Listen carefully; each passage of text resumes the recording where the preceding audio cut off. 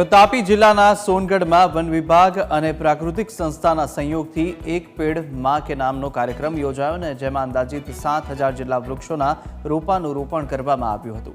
ત્યારે રાજ્યના ગૃહપ્રધાન હર્ષ સંઘવી તેમજ રાજ્યના વન વિભાગના મંત્રી મુકેશ પટેલ સહિતના પદાધિકારીઓ અને અધિકારીઓ પણ ઉપસ્થિત રહ્યા હતા।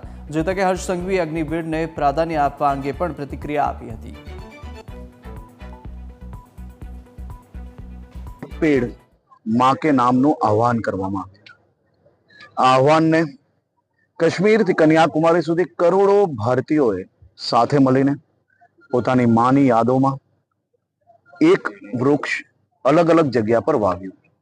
આજે તાપી જિલ્લામાં સોનગઢ તાલુકામાં અહીંની સંસ્થા દ્વારા એક અદ્ભુત કાર્યક્રમનું આયોજન કરવામાં આવ્યું। 7,000 થી વધારે નાગરિકો સ્વયંભૂ 2 દિવસ પહેલા જે સ્થળ પર વૃક્ષ રોપવાના હોય ત્યાં ખાડા કરવા, ત્યાં વ્યવસ્થાઓ કરવી અને આજે એક સાથે 7,000 વૃક્ષોનું વૃક્ષારોપણ કરવું એ આખા રાજ્ય માટે એક ખૂબ જ મોટી ચેતના છે। આવનારા અઠવાડિયામાં એક જીઆરના માધ્યમથી સૌ લોકોને આપવામાં આવશે।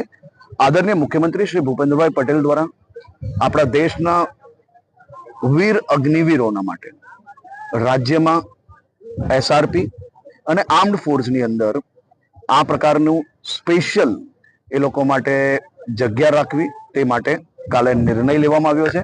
મુખ્યમંત્રીશ્રીનો હું રાજ્યના સૌ યુવાનો વતી ખૂબ ખૂબ આભાર માનું છું।